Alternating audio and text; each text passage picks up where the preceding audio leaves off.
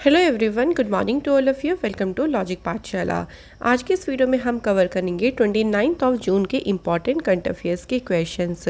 इस वीडियो का जो पीडीएफ है फ्रेंड्स, वो आप लोगों को टेलीग्राम पर मिल जाएगा। लिंक आपको दिया गया है डिस्क्रिप्शन बॉक्स में। तो चलिए फिर इस इम्पॉर्टेंट सेशन को शुरू करते हैं एक मोटिवेशन कोट से। तो आज का हमारा बहुत ही प्यारा सा कोट है, don't compare your life to others, there is no comparison between the sun and the moon, they shine when it's their time.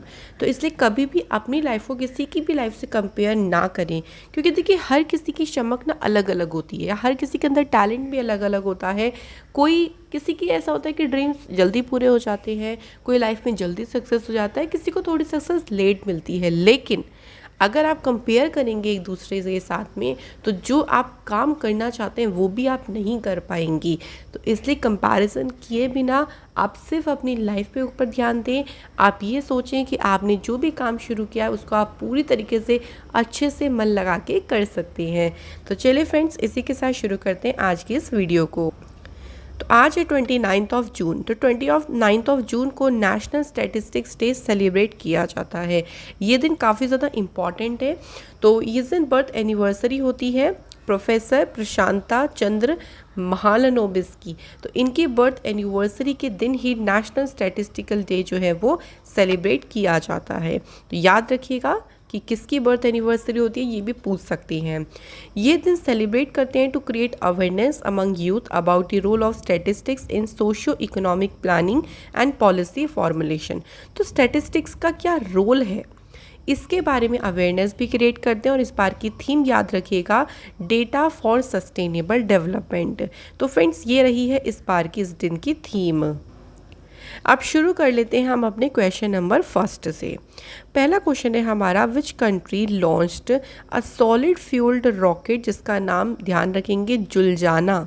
ठीक है, जुलजाना है और इसे अभी स्पेस में जो है वो इन्होंने भेजा है या इसे लॉन्च किया है। तो कौन से देश ने इस रॉकेट को लॉन्च किया है? तो देश कौन सा है? Iran is the right answer. तो ये जो जुलजाना रॉकेट है, ये 25.5 मीटर एक लंबा रॉकेट है। It is capable of carrying a satellite of 220 kilogram. 220 kilogram तक की सैटेलाइट को ले जाने की इसकी पूरी तरीके से क्षमता है। और ये क्या करेगा, जो पृथ्वी का लो अर्थ ऑर्बिट है ना, लो अर्थ ऑर्बिट में डेटा को एकत्र करेगा या डेटा को गैदर करेगा और ईरान का जो स्पेस इंडस्ट्री है उसको बढ़ावा देगा, प्रमोट करेगा। जुलजाना जो है ये it is named for the horse of इमाम हुसैन। तो इमाम हुसैन के ये हॉर्स का नाम है the grandson of the prophet Mohammad. तो इसी के नाम पर जो है वो इस रॉकेट का नाम रखा गया। फ्रेंड्स, बात कर लेते हैं थोड़ी सी हम ईरान की। तो यहाँ पे आप देख सकते हैं ये बड़ी सी आपको कंट्री दिख रही होगी ईरान। कैपिटल इसकी है तेहरान, करेंसी है ईरानियन रियाल, प्रेसिडेंट है इब्राहिम राइसी और ईरान का जो नेशनल स्पोर्ट है वो है फ्री स्टाइल रेसलिंग। तो इसलिए नेशनल स्पोर्ट्स भी मैं इंक्लूड कर देती हूँ, क्योंकि यहाँ से भी आपको डेफिनेटली क्वेश्चन मिल जाएगा। अगर हम ईरान के नीचे की बात करते हैं यहाँ साउथ में, तो ये कौन सा सी है? अगर आप देखें तो ये है अरेबियन सी। और अगर ऊपर नॉर्थ की तरफ बात करते हैं तो कौन सा सी है? कैस्पियन सी। नेक्स्ट क्वेश्चन है हमारा, India and Dash have decided to create a joint Commonwealth Diplomatic Academy program to train young and aspiring diplomats from both nations। तो जो एस्पायरिंग जो यंग और एस्पायरिंग डिप्लोमेट्स हैं उनके लिए यहाँ पर उनको ट्रेन करने के लिए एक कॉमनवेल्थ डिप्लोमेटिक एकेडमी प्रोग्राम को क्रिएट करने का डिसीज़न लिया गया। ये डिसीज़न इंडिया और यूनाइटेड किंगडम के द्वारा लिया गया है। देखिए, जो इंडिया की तरफ से थे उसमें external affair minister S Jaishankar थे और उनके जो यूनाइटेड किंगडम के काउंटर पार्ट हैं लिज ट्रुस, उन्होंने यहाँ पर इस नई अकेडमी की प्लानिंग की अनाउंसमेंट करी है। ये अकेडमी पूरी तरीके से इक्विप होगी यंग डिप्लोमेट्स के लिए will the expertise and training they will need to tackle global challenges. कि ग्लोबल चैलेंजेस से निपटने के लिए जो भी उनको जो भी ज़रूरत उनकी ट्रेनिंग की है, पूरी तरीके से ये इक्विप होगी ये जो अकेडमी है इस तरीके की ट्रेनिंग देने के लिए। नेक्स्ट क्वेश्चन देखिए हमारा, अच्छा, नेक्स्ट क्वेश्चन से बढ़ने से पहले एक छोटा सा मैं आपको क्वेश्चन की याद दिला देती हूँ, इम्पॉर्टेंट था।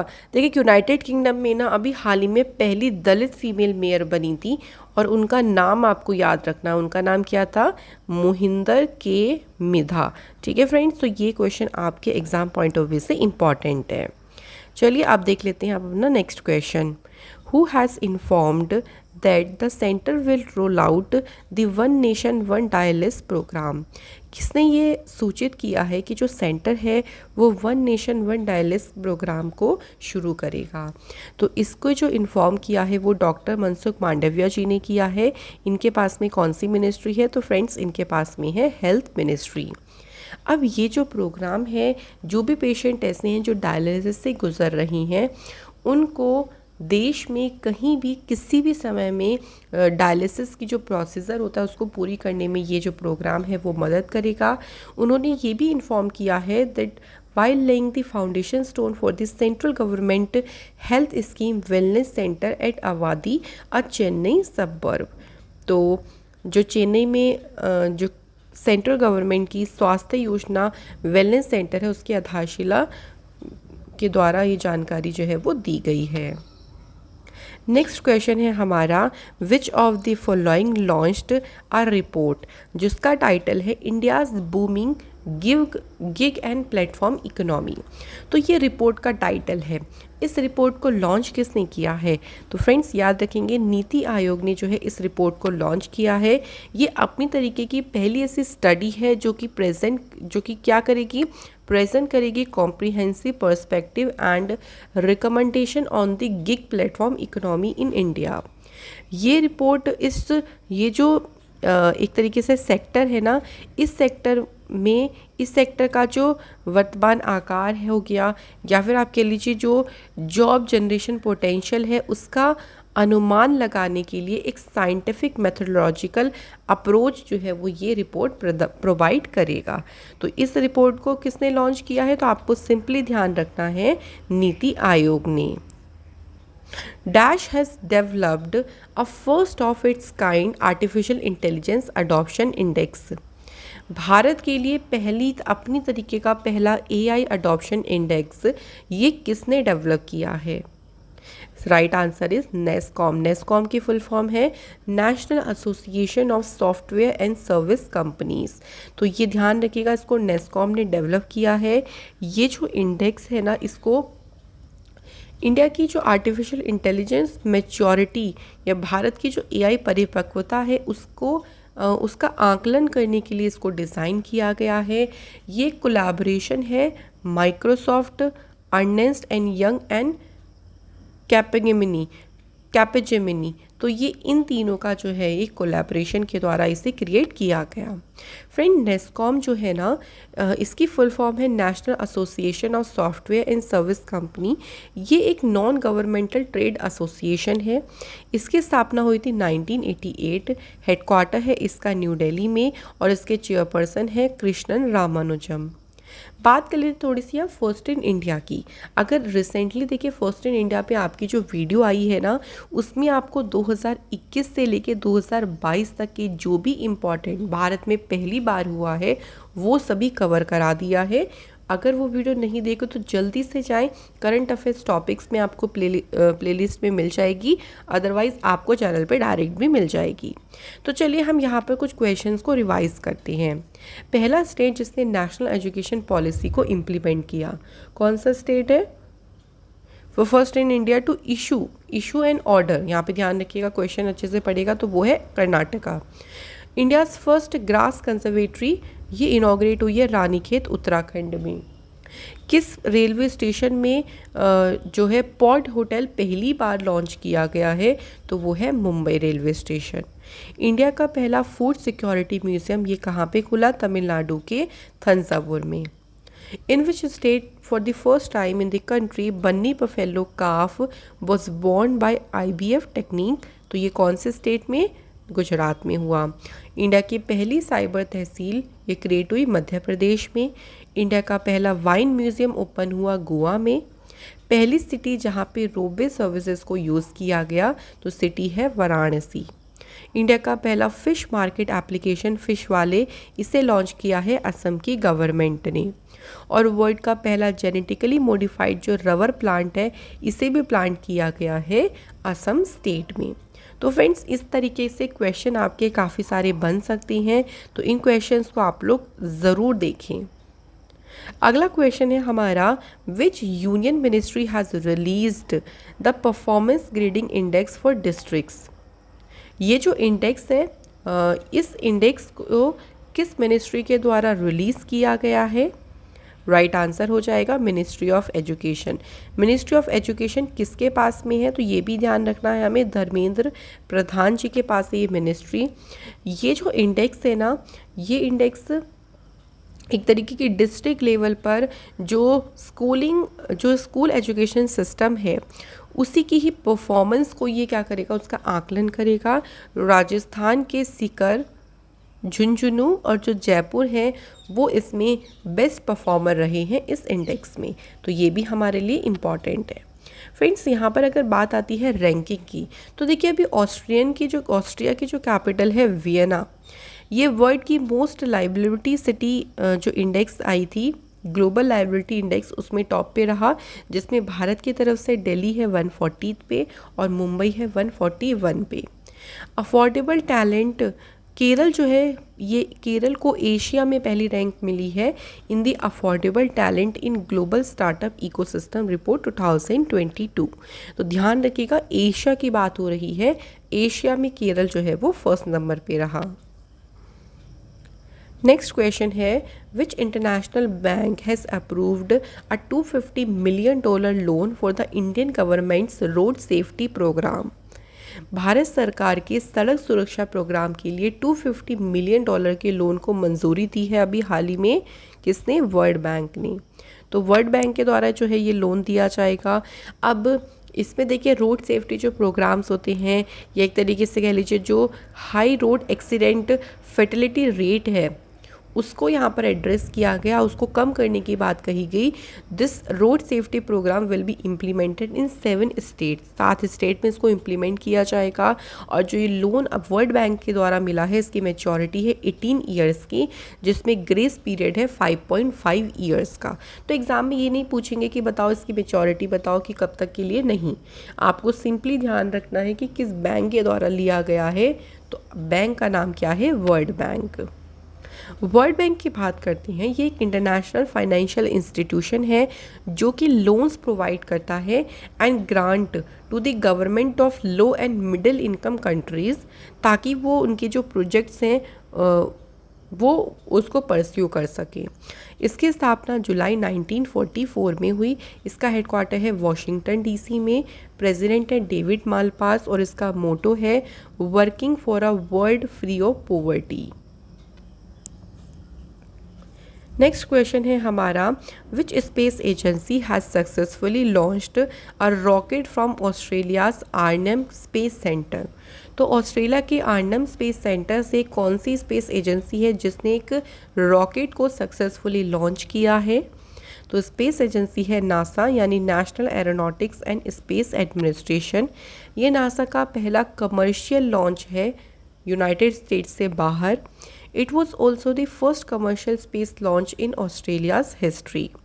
तो it was the first of 3 launches. तो इसमें टोटल 3 लॉन्चेस होंगे, जिसमें से पहला लॉन्च है, उसके बाद 4 जुलाई को होगा अगला जो लॉन्च है, एंड देन जो थर्ड लॉन्च है वो 12 जुलाई को रहेगा। तो आपको 2 चीज़ ध्यान रखनी है, एक तो कौन से स्पेस एजेंसी है, तो आप कहोगे नासा, और नासा ने कहाँ पर इसे लॉन्च किया है, तो ऑस्ट्रेलिया में इसको लॉन्च किया गया। इस तरीके से ध्यान रखने हैं। नासा की बात करते हैं तो यूएस की स्पेस एजेंसी है, इसकी स्थापना हुई थी 1958। हेडक्वार्टर है इसका वॉशिंगटन में और इसके एडमिनिस्ट्रेटर हैं bill Nelson. Next is Palonji Mistry has passed away in June 2022. He was awarded with the Padma Bhushan in Dash. किस वर्ष में उन्हें पद्म भूषण से सम्मानित किया गया था? Right answer is 2016। तो फ्रेंड 2016 में जो है इन्हें पद्म भूषण से सम्मानित किया गया। अगर हम बात करते हैं पलनौजी मिस्ट्री की, तो ये चेयरमैन थे शाहपुरजी पलनौजी ग्रुप के, जिनका भी हाल ही में निधन हुआ है। नेक्स्ट क्वेश्चन है हमारा, which states public transport bus service has won the prestigious United Nations public service awards. कौन से राज्य के जो पब्लिक ट्रांसपोर्ट है, बस सर्विस है, उसने जीता है United Nations public service award for 2022। तो राइट आंसर हो जाएगा फ्रेंड्स यहाँ पे उड़ीसा के बस ट्रांसपोर्ट सिस्टम ने ये अवार्ड जीता है। जो उड़ीसा का रीजनल अर्बन ट्रांसपोर्ट्स है एमओ बस, उसने ये अवार्ड जीता। और जो एमओ बस सर्विस है ना, इसे 6 नवंबर 2018 में उड़ीसा में लॉन्च किया गया था। तो फ्रेंड्स यहाँ पे स्टेट हमें ध्यान रखनी है। अब बात आती है उड़ीसा की, तो उड़ीसा के स्टेब्लिशमेंट हुई 1 अप्रैल 1936। कैपिटल है इसकी भुवनेश्वर, सीएम है नवीन पटनायक, गवर्नर है गणेशी लाल। उड़ीसा में लोकसभा सीट है 21, राज्यसभा सीट है 10 और असेंबली सीट है 147। इम्पॉर्टेंट टेम्पल है यहाँ पे सन टेम्पल, जिसको ब्लैक पगोडा टेम्पल के नाम से भी जानते हैं, और ये हेरिटेज साइट में भी इंक्लूड है। जो हीराकुंड डैम है, ये लॉन्गेस्ट डैम है पूरे वर्ल्ड का, और कौन सी रिवर पे है, ये है महानदी पर। नेक्स्ट हमारा क्वेश्चन है, who has been appointed as a new central board of direct taxes chairman. तो फ्रेंड यहाँ पे हमसे पूछा गया कि जो सीबीडीटी है ना, इसके अभी अध्यक्ष के रूप में किसे नियुक्त किया गया है। सही आंसर है नितिन गुप्ता जो है वो सीबीडीटी के अभी चेयरमैन बनी हैं। जो नितिन गुप्ता हैं ये इंडियन रेवेन्यू सर्विस ऑफिसर हैं 1986 बैच के। तो सिंपली बस आपको इतना ही ध्यान रखना है कि सीबीडीटी के अभी नए चेयरमैन कौन बने हैं, नितिन गुप्ता। कुछ और अपॉइंटमेंट्स की बात करते हैं, तो देखिए अभी बॉम्बे स्टॉक एक्सचेंज में एज अ चेयरमैन अपॉइंट कौन हुए, एसएस मुंद्र। यूएन में जो इंडिया की तरफ से परमानेंट रिप्रेजेंटेटिव बनी है नेक्स्ट, उनका नाम है रुचिरा काम्बोज। प्रमोद के मित्तल ये चेयरपर्सन बने COAL कोल के फॉर 2022-23 के लिए। कर्नाटक में अभी नए लोकायुक्त कौन बने हैं, BS पाटिल। इसके अलावा RBL बैंक के जो मैनेजिंग डायरेक्टर बने हैं उनका नाम है R Subramanya Kumar. Next question है हमारा, who has won a bronze medal after defeating Maksat Satybaldy in the 86 kg freestyle weight category at the U23 Asian wrestling championship 2022 in Bishkek Kyrgyzstan. देखिए friend, यहाँ से हमें दो चीज़ें ध्यान हो जाएंगी।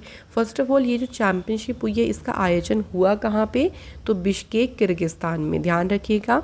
इसमें ब्रॉन्ज मेडल किसने जीता है, तो इंडिया के हैं टोक्यो ओलंपियन दीपक पुनिया। तो दीपक पुनिया ने कौन सा मेडल जीता इसमें, ऐसे भी पूछ सकते हैं। तो अगर कौन सा मेडल जीता तो आप क्या लगाओगे, ब्रॉन्ज मेडल जीता है। In the opening 2 rounds he loss to gold medallist. तो ओपनिंग में भाई देख, ये जो गोल्ड मेडलिस्ट हैं उनसे हार गए थे।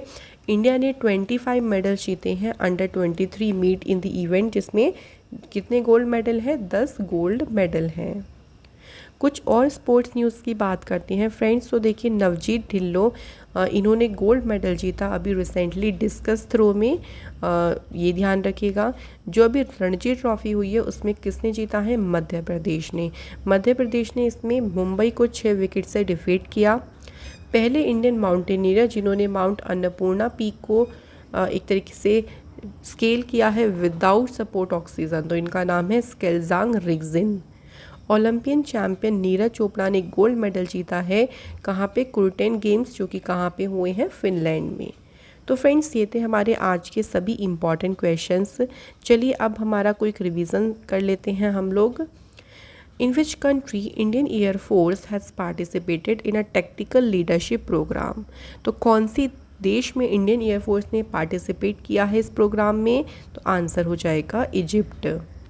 The Supreme Court of which country has overturned a 50-year-old ruling that recognized a woman's constitutional right to an abortion?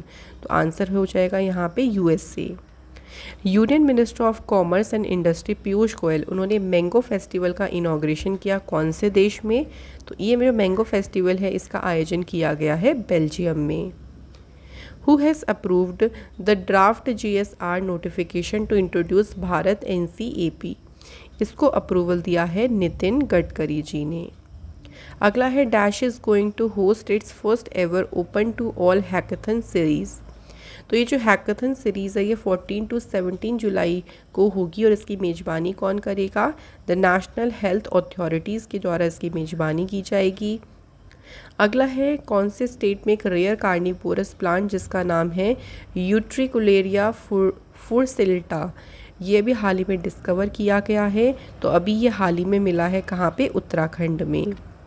कौन से स्टेट की गवर्नमेंट है जिसने मेडिसेप को लॉन्च किया है, जो कि एक मेडिकल इंश्योरेंस स्कीम है स्टेट गवर्नमेंट एम्प्लॉयज़ के लिए। तो मेडिसेप जो इंश्योरेंस योजना है इसे केरल की सरकार ने शुरू किया। कौन सी इंश्योरेंस कंपनी है जिसने लॉन्च किया है एक नया प्रोग्राम धन संचय? धन संचय जो प्रोग्राम है इसे लॉन्च किया है LIC के द्वारा, इसे लॉन्च किया गया। अगला क्वेश्चन है which bank launched a digital platform जिसका नाम है कैंपस पावर। ये पहले तरीके का ऐसा प्लेटफॉर्म है जो एड्रेस करेगा the needs of the student aspiring to pursue higher education in India and abroad. इस प्लेटफॉर्म को ICICI बैंक ने लॉन्च किया है। नेक्स्ट है which bank has launched online saving bank account opening facility through video based customer identification process. तो जब आप online saving account खोलते हैं उसके लिए जो आइडेंटिफिकेशन प्रोसेस है वो कैसी होगी? वीडियो बेस्ड होगी। और इसे ही लॉन्च किसने किया है? कर्नाटक बैंक ने। अगला है who has been named the 2021 recipient of the golden achievement award. तो इसके लिए विजय अमृतराज जी का जो नाम है वो नामित किया गया है। Who has been appointed the new chief executive officer of NITI Aayog. NITI Aayog में जो नए CEO बने हैं उनका नाम है परमेश्वरन अय्यर। तो फ्रेंड्स ये थे हमारे सभी इंपॉर्टेंट क्वेश्चंस। कल मैंने आप लोगों से क्वेश्चन पूछा था कि जो under 17 women Asia wrestling championship है इसका टाइटल किसने जीता? तो आंसर हो जाएगा इंडिया ने जो है इसका टाइटल जीता है, यहाँ पे ध्यान रखिएगा। और ये बिश्केक किर्गिस्तान में चैम्पियनशिप हुई। नेक्स्ट था इंटरनेशनल ओलंपिक डे। तो फ्रेंड जो इंटरनेशनल ओलंपिक डे होता है तो फ्रेंड इसका जो आंसर है वो है 23 जून को इंटरनेशनल ओलंपिक डे सेलिब्रेट किया जाता है और इसकी थीम रही इस बार की together for a peaceful world. तो आप इसका आंसर ज़रूर सही करिएगा क्योंकि 23 जून को सेलिब्रेट होता है इंटरनेशनल ओलंपिक डे। तो आज के हमारे कमेंट है प्रदीप दास एंड संदीप कौर। तो फ्रेंड्स आप जो भी कमेंट करते हैं देखिए आप जैसे भी कमेंट करें लेकिन आप कमेंट ज़रूर करें क्योंकि जब आप खुद से उन क्वेश्चंस के आंसर लिखोगे डेफिनेटली देखिएगा वो क्वेश्चन आपको 100% याद रहेगा। तो चलिए फिर आज के क्वेश्चंस पे आ जाते हैं। पहला क्वेश्चन है वर्ल्ड लेप्रोसी डे कब सेलिब्रेट किया जाता है? और अगर इसकी कोई थीम भी है तो आप लोग मुझे साथ में थीम भी ज़रूर बताइएगा। सेकंड क्वेश्चन है जो ऑस्ट्रेलिया ओपन टूर्नामेंट हुए थे ऑस्ट्रेलियन ओपन 2022 इसमें मेंस सिंगल का टाइटल इनमें से किसने जीता? मेंस सिंगल के साथ साथ आपको साथ ही में बताना है कि वुमेन्स सिंगल का टाइटल भी किसने जीता है क्योंकि ये दोनों ही आपके एग्ज़ाम के लिए इम्पॉर्टेंट है। तो फ्रेंड्स यहाँ पे हमारी वीडियो हो जाती है फिनिश।